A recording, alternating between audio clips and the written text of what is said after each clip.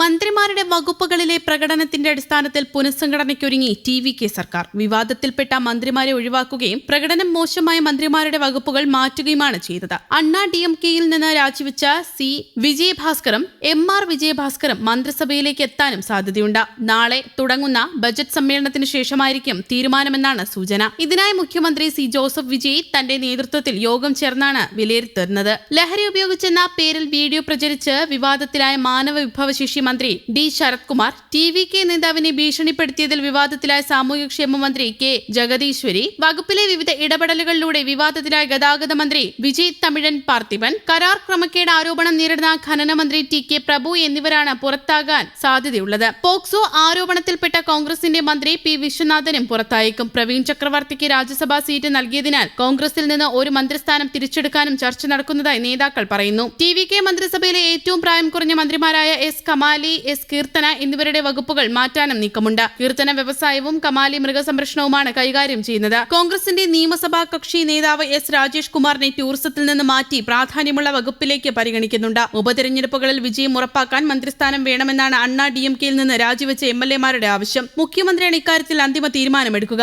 അതേസമയം കാവേരി നദീജല തർക്കവുമായി ബന്ധപ്പെട്ട് കർണാടകയ്ക്കെതിരെ സുപ്രീം കോടതിയെ സമീപിച്ച തമിഴ്നാട് സർക്കാർ Kaveri water management authority, Kaveri water regulation committee എന്നിവയുടെ നിർദ്ദേശങ്ങൾക്ക് അനുസൃതമായി തങ്ങളുടെ വിഹിതമായ വെള്ളം വിട്ടു നൽകുന്നതിൽ പരാജയപ്പെട്ടുവെന്നാരോപിച്ചാണ് കർണാടകയ്ക്കെതിരെ തമിഴ്നാട് സർക്കാർ സുപ്രീം കോടതിയെ സമീപിച്ചത്. കൃഷ്ണരാജ സാഗർ, കബനി എന്നീ അണക്കെട്ടുകളിൽ നിന്ന് വെള്ളം തുറന്നുവിട്ട് ജൂലൈ 29 മുതൽ ഓഗസ്റ്റ് 12 വരെയുള്ള 15 ദിവസത്തിനകം തമിഴ്നാടിന് സെക്കൻഡിൽ 3500 ക്യൂസെക്സ് വെള്ളം ലഭ്യമാക്കണമെന്നാണ് കർണാടകയ്ക്ക് നൽകിയ നിർദ്ദേശം. എന്നാൽ തമിഴ്നാട് സർക്കാരിന്റെ കണക്കനുസരിച്ച് ജൂലൈ 29 ഓഗസ്റ്റ് 2 ഇടയിൽ 158 മുതൽ 550 വരെ ക്യൂസെക്സ് ജലം മാത്രമാണ് ലഭിച്ചത്. കർണാടകയിലെ ജലസംഭരണികളിൽ ആവശ്യമായ വെള്ളം ലഭ്യമാണെന്നും തമിഴ്നാട് വാദിച്ചു. കാവേരി നദിയിൽ നിന്ന് വെള്ളം തമിഴ്നാടിന് നൽകുന്നതുമായി ബന്ധപ്പെട്ട് ഇരു സംസ്ഥാനങ്ങൾക്കുമിടയിൽ പ്രശ്നം രൂക്ഷമായ പശ്ചാത്തലത്തിൽ വിജയ് കർണാടക സന്ദർശനം റദ്ദാക്കിയിരുന്നു. തന്റെ അഭ്യർത്ഥനയെ തുടർന്നാണ് വിജയ് സന്ദർശനം മാറ്റിവെച്ചതെന്നും ധീരനായ നേതാവാണ് അദ്ദേഹമെന്നും കർണാടക മുഖ്യമന്ത്രി ഡി കെ ശിവകുമാർ പറഞ്ഞു. വിജയോട് എനിക്ക് വലിയ ബഹുമാനമുണ്ട്. രാഷ്ട്രീയത്തിൽ പുതുമുഖമാണെങ്കിലും അദ്ദേഹം ധീരനായ നേതാവാണ്. ആ തീരുമാനത്തെ ഞാൻ അഭിനന്ദിച്ചു. രാഷ്ട്രീയ അഭിപ്രായ വ്യത്യാസങ്ങൾ എന്തോ തന്നെയായാലും കർണാടകയിലേക്ക് വരാനാണ് അദ്ദേഹം ആഗ്രഹിച്ചത്. കൂടുതൽ മെച്ചപ്പെട്ടതും സൗഹാർദ്ദപരവുമായ അന്തരീക്ഷത്തിൽ നമുക്ക് കാണാമെന്ന് മാത്രമാണ് ഞാൻ ആവശ്യപ്പെട്ടത്. എന്റെ സുഹൃത്തുക്കൾക്ക് നേരെ ആരും ആക്രോശിക്കുന്നത് എനിക്ക് ഇഷ്ടമല്ല.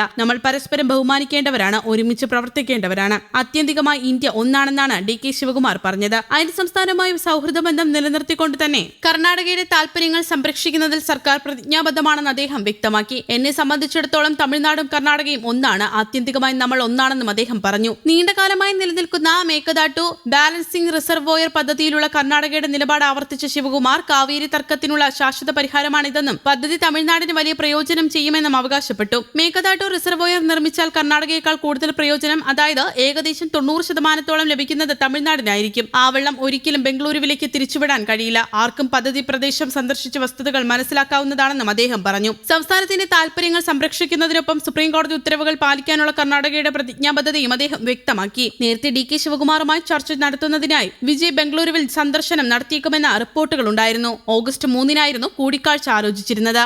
News desk, Kerala Kaumudi.